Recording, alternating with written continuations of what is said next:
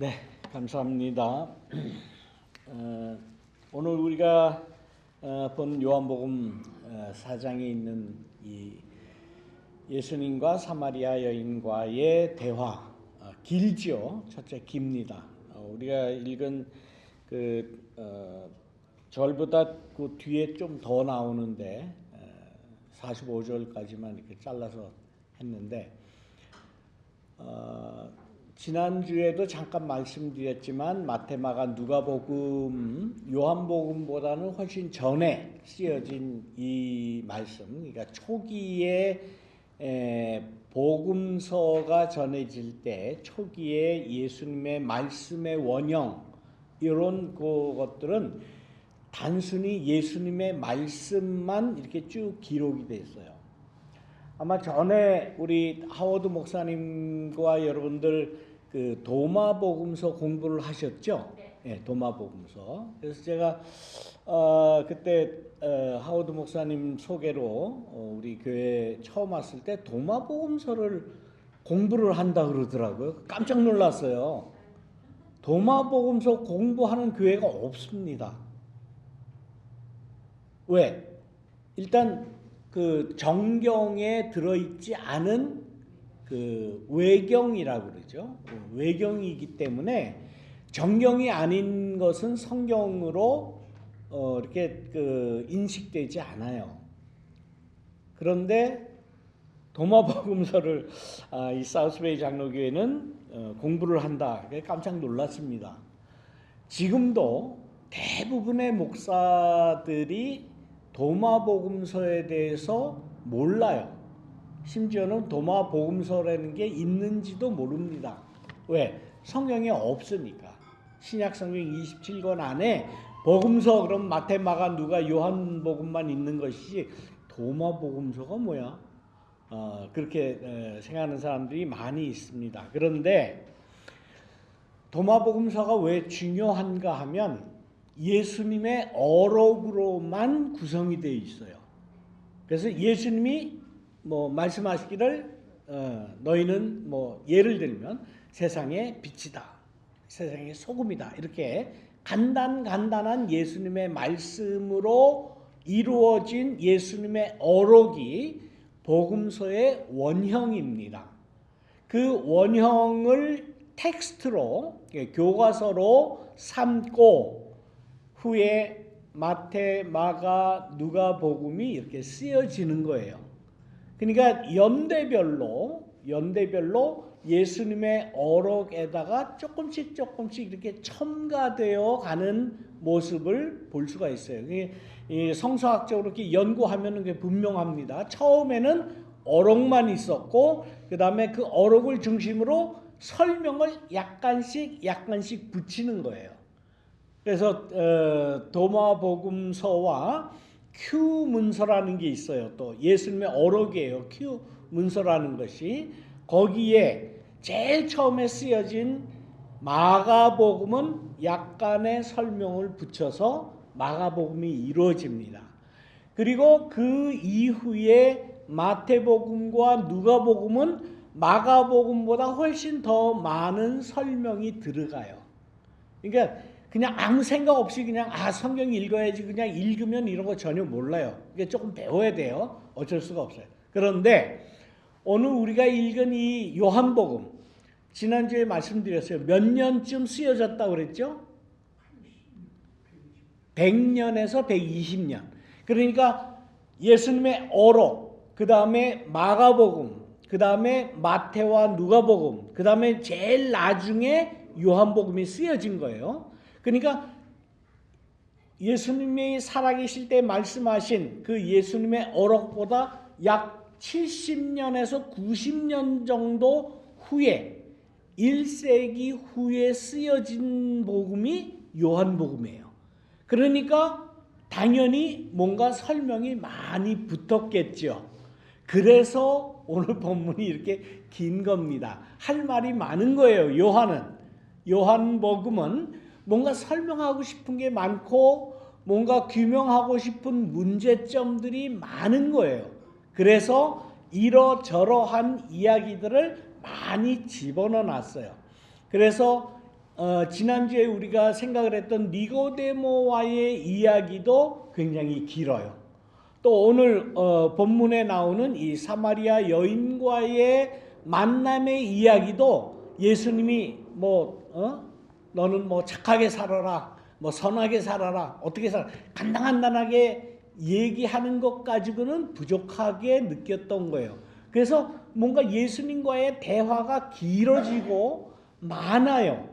그런데 예수님과의 이 사마리아 여인과의 이 대화 가운데도 뭔가 우리가 알 수 없는 그러한 대화 내용이 들어가요. 먼저 우리가 이 말씀을 읽으면서 우리가 보았듯이 이 사마리아 여인이 깜짝 놀라죠. 아니 물을 달라고 그렇게 이야기하니까 어떻게 당신은 남자인데 어떻게 여자인 나에게 물을 달라고 합니까? 그렇게 이야기를 하지 않습니까? 그리고 또 당신은 유대 사람인 것 같은데 왜 사마리아인 나에게 물을 달라고 합니까? 그러니까 여기서부터 벌써 이야기하고 싶은 게 많은 거죠. 요한복음의 저자는. 그러니까 그 당시에 모든 사람이 생각하고 있던 바와 같이 여자와 남자는 분리돼야 된다. 우리 한국 사람들도 이런 의식이 많이 있었죠. 그래서 옛날부터 남녀 뭐라고 그랬습니까?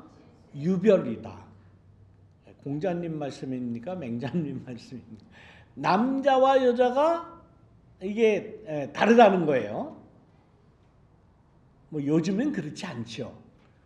옛날에는 남존여비라고 그렇게까지 이야기했어요. 남자는 존대를 해야 되고 여자는 조금 하대를 해도 된다는 의식이 모든 사람이 그렇게 가지고 있었던, 아마 유대 나라도 그랬는가 봐요. 남자와 여자는 서로 만날 수도 없고 이야기할 수도 없고 다른 그런 계층의 존재다라고 생각을 했는 모양입니다. 그런데 요한복음이 이 사마리아 여인의 입을 빌려서 남자와 여자의 이런 존재에 대한 격차에 대해서 문제를 지금 삼는 거죠. 그런데 예수님은 이 남녀 문제에 있어서 전혀 개의치 않는 거 아니에요. 우물가라고 하면은 우리가 통상적으로 알 수 있듯이 여인네들의 공간이 아닙니까? 여인네들의 공간이죠. 그래서 남자는 우물가에 잘 안 가죠. 여인네들이 설거지 거리나 빨래거리를 가지고 나와서 거기서 이야기하면서 생활하는 그러한 공간. 그래서 여인들의 공간으로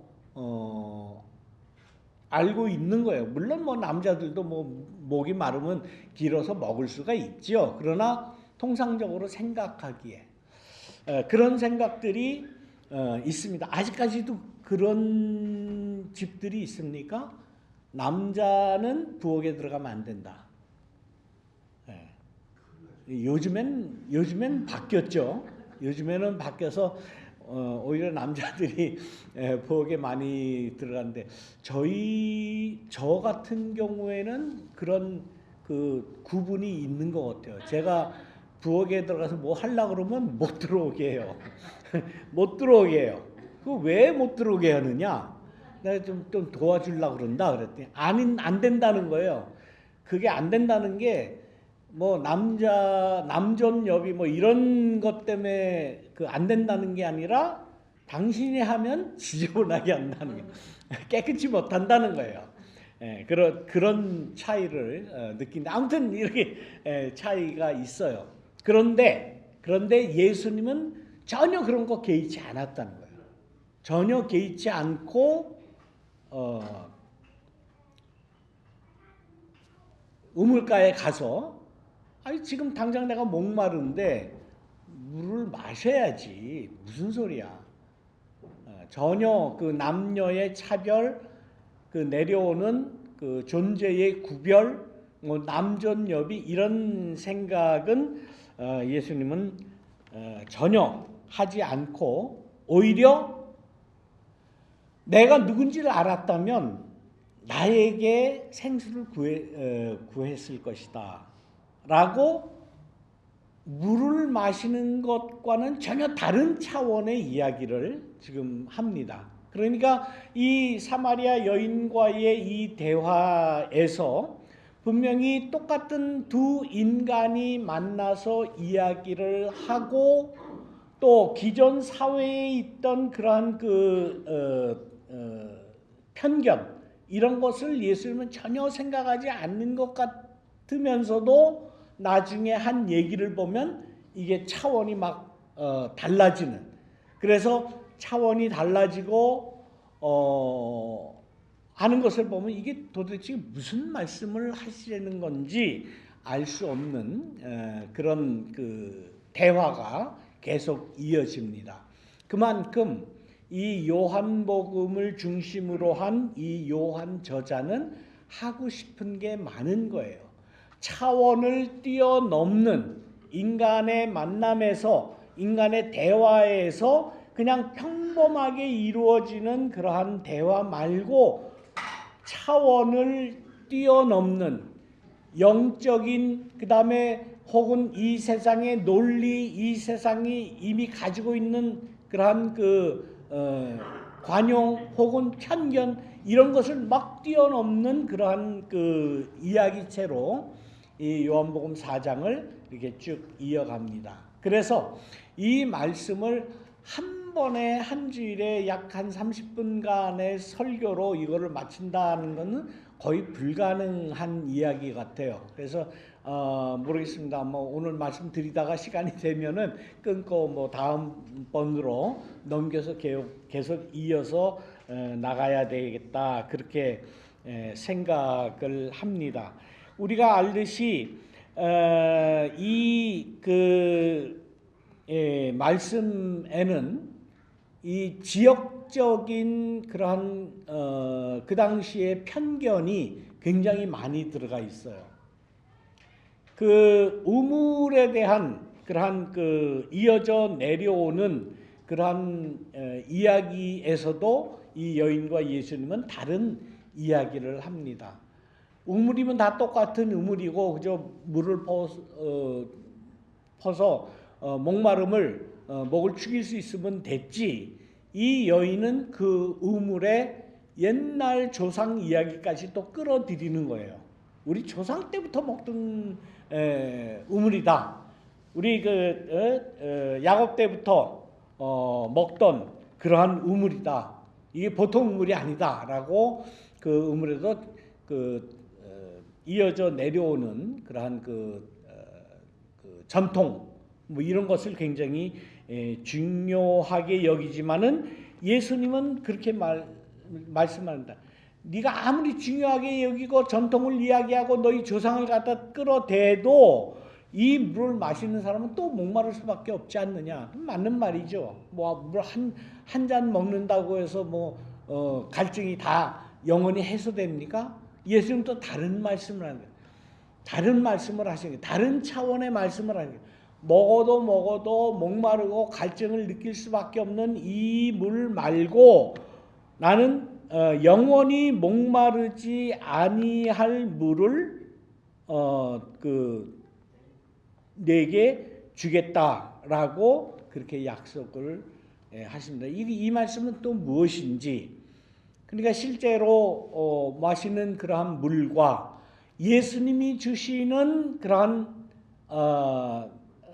말씀이라고 할까, 영적인 그러한 은혜라고 할까, 그런 것이 분명히 다른 것이다라고 이렇게 말씀을 합니다. 여기까지 설명하는 것도 조금 뭐 말을 많이 붙여야 되고 영적인 것과 육적인 것이 다르다. 뭐 형이상학과 형이하학이 다르다. 뭐 등등 여러 가지 이야기를 할 수 있는데 예수님은 갑자기 이 여인한테 네 남편을 데리고 오라고 이야기를 해요. 이 무슨 얘기야 도대체가. 갑자기 영원히 마르지 않는 영생수에 대한 말씀을 하시다가 갑자기 또 남편을 또 왜 여자랑 마주하지도 않고 이야기도 하지도 않아야 되는 그러한 때에 갑자기 남편을 데려오라니, 이게 가능한 이야기입니까? 이거는 요즘에도 할 수 없는 이야기죠. 이건 굉장히 프라이빗한 이야기이기 때문에 다른 사람의 그 사생활에 대해서 침해하는 그런 말 아니겠습니까? 이런 이야기를 합니다. 여인이 그 이야기를 듣고 남편이 없다고 그래요.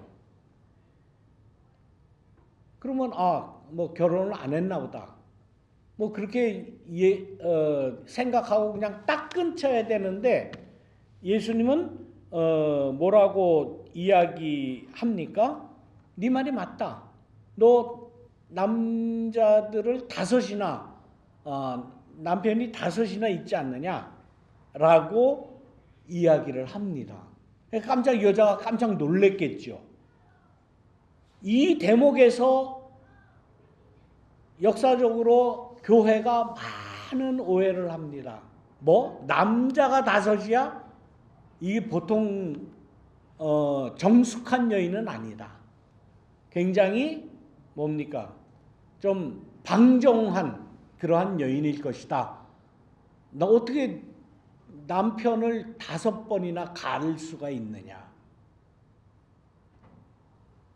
그 한국말에 울보라는 말이 있죠. 울보. 매일 우는 애를 뭐라 그래요? 울보라고 그래요. 그리고 좀 부족한 생각을 제대로 못하는 사람을 뭐라 그럽니까? 야, 이 바보야. 그 뒤에 보자를 붙여요. 울보, 바보, 먹보, 뭐 등등 보자를 많이 붙여서 조금 좀 어눌하고 좀 정상적이지 않은 좀 부족한 사람을 그렇게 불러요. 남편이 5이나 있었고 남자를 계속 갈아치는 여자를 그리고 뒤에는 보자를 붙여요. 차마 너무 비속어로 우리가 알고 있기 때문에 제가 발음하지는 않겠습니다만은, 갈아치는 거예요. 계속 갈아치는 이러한 여인. 그러니까 누가 봐도 정상적으로 혹은 정숙한 사람, 정숙한 여인으로 생각 안 합니다.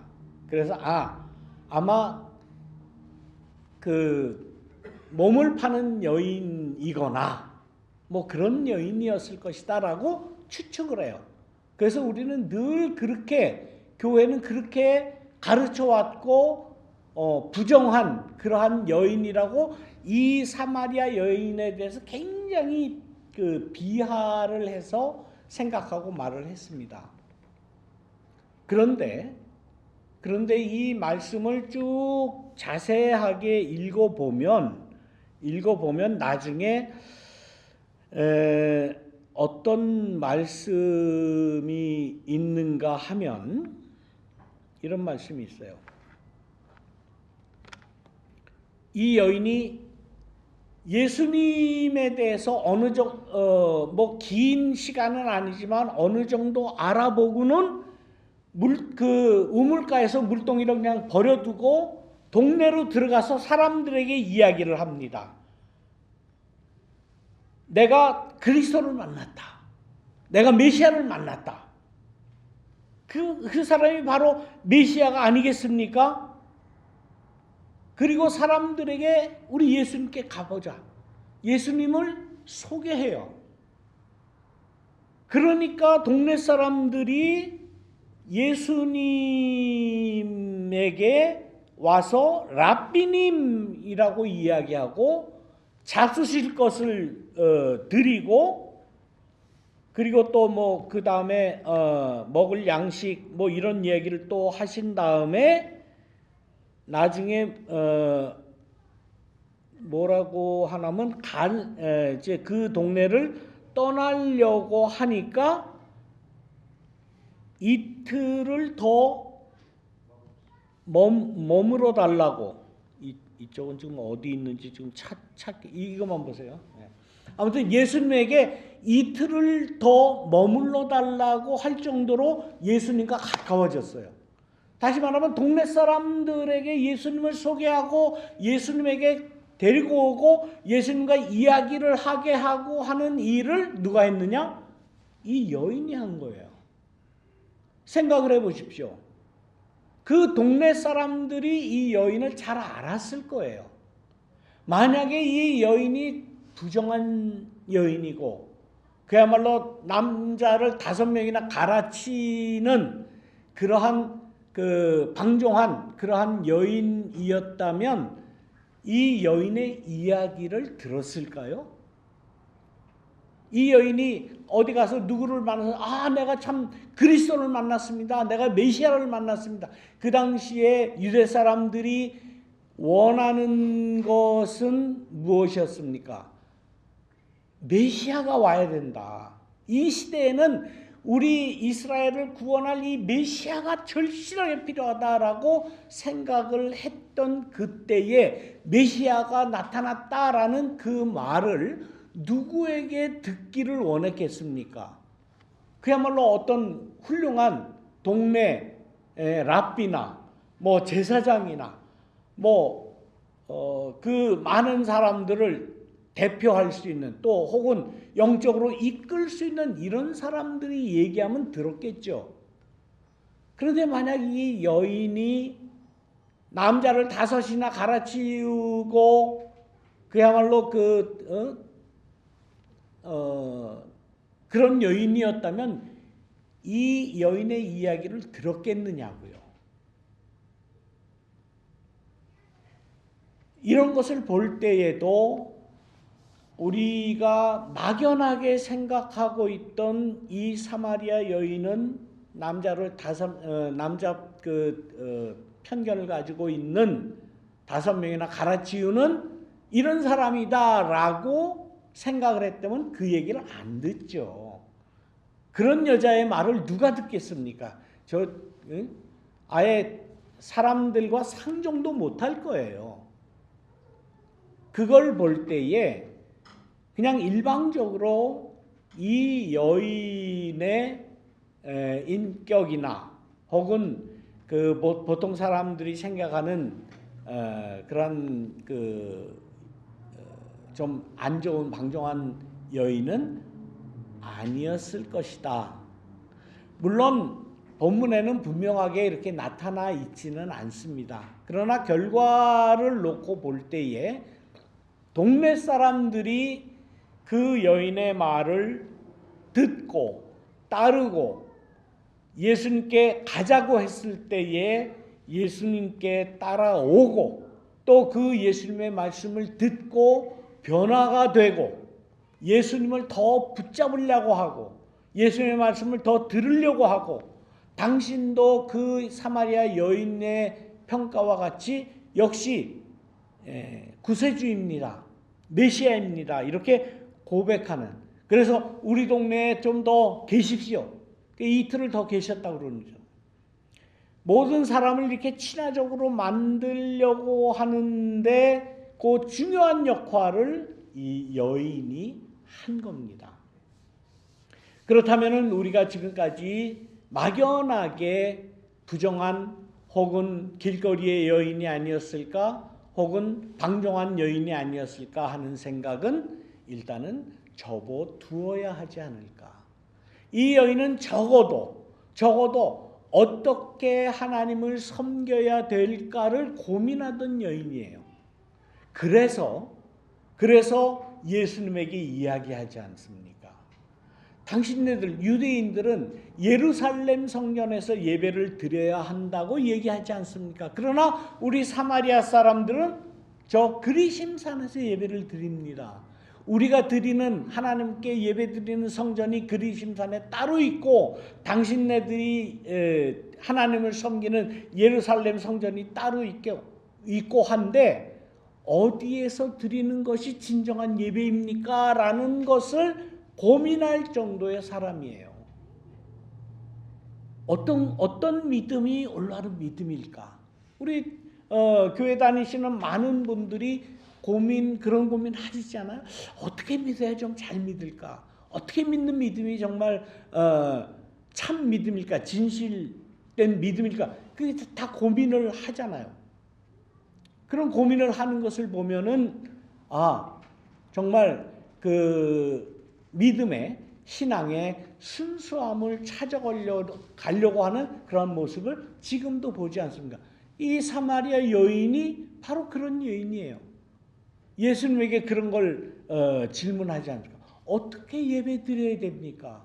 어떻게 신앙생활을 하는 것이 올바른 신앙생활을 하는 일입니까? 라고 물어보지 않습니까?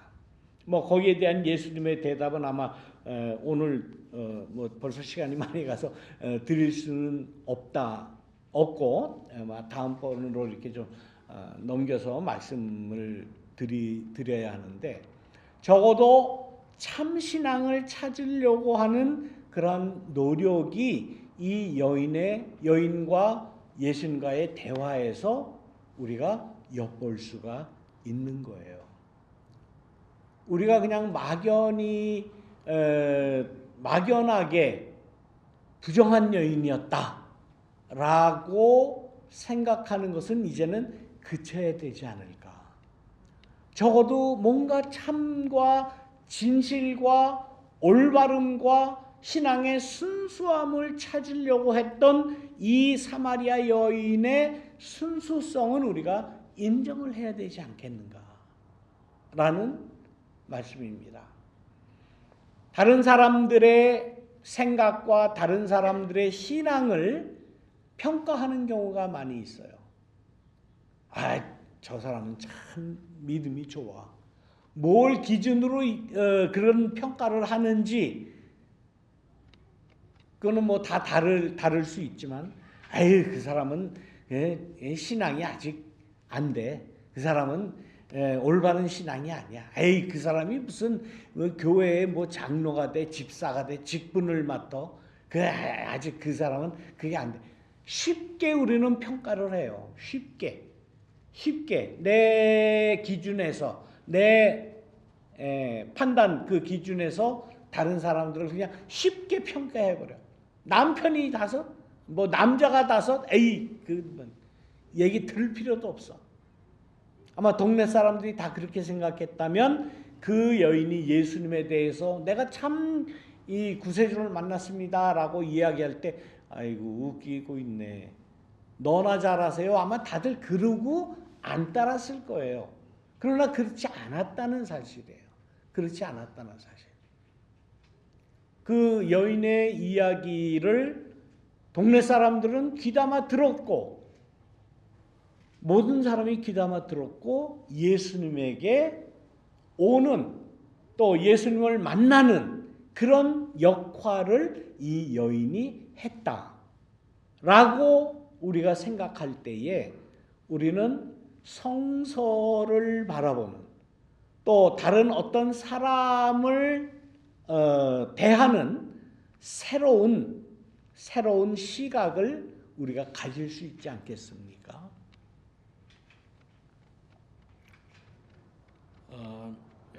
많은 사람들을 우리가 내 기준에서 내 마음대로 또 세상에 이루어진 그러한 편견대로 평가하는 것이 얼마나 잘못된 일인가, 잘못된 것인가 하는 것을 이 사마리아 여인의 이야기에서 우리는 교훈을 받을 수가 있는 것입니다. 더 많은 이야기가 있는데 다음 번으로 미루도록 그렇게 하고 예수님께서는 정말 아무런 편견 가지지 않고 이 사마리아 여인을 대하셨다. 물론 사마리아 여인도 많은 편견을 가지고 있었죠. 처음에는 남녀의 편견, 또 유대인과 사마리아인과의 편견, 예루살렘 성전과 그리심산에 있는 그 성전, 그 양쪽 신앙에 대한 편견을 이 여인도 가지고 있어요. 그러나 얼마 길지 않은 예수님과의 참 만남의 대화를 하는 동안에 이 사마리아 여인은 변화를 가져온 것을 분명히 볼 수가 있다는 거예요. 우리가 신앙생활 하는 게 뭡니까? 내가 예수님을 믿는 게 뭡니까? 그런 변화를 나도 경험하고 체험하기 위해서 우리가 신앙생활을 하는 것이고 예수님을 만나는 것 아니겠습니까? 그리고 예수님의 이 복음의 말씀을 늘 새롭게 해석하고 새로운 예수님을 맞이하고 예수님을 만나는 것이 우리가 해야 할 일이다. 평생을 예수님에 대한 말씀을 읽고 복음서를 읽고 그래도 우리는 더 새로운, 더 발전되고 더 진보된 이러한 만남의 이 모습을 우리가 간직해야 된다. 그것이 우리가 해야 할 일이다 하는 말씀을 드립니다. 이 이야기는 다음번으로 또 조금 더 발전시켜 나가도록 하겠습니다. 진정한 예수님과의 만남, 발전된 그러한 그 신앙 인격을 가지는 우리 모두가 되시기를 주님의 이름으로 축원합니다. 기도하겠습니다. 사랑과 은혜가 많으신 하나님, 진정한 마음으로 이러한 예수님을 우리가 만나고 싶습니다. 우리가 성경을 대할 때에, 예수님의 말씀을 대할 때에 늘 새로워지는 우리 신앙을 가질 수 있도록 인도하여 주옵소서. 예수님의 이름으로 기도드립니다. 아멘. 감사합니다. 이 시간에 우리 준비하신 예물을 주님 앞에 드리도록 하겠습니다.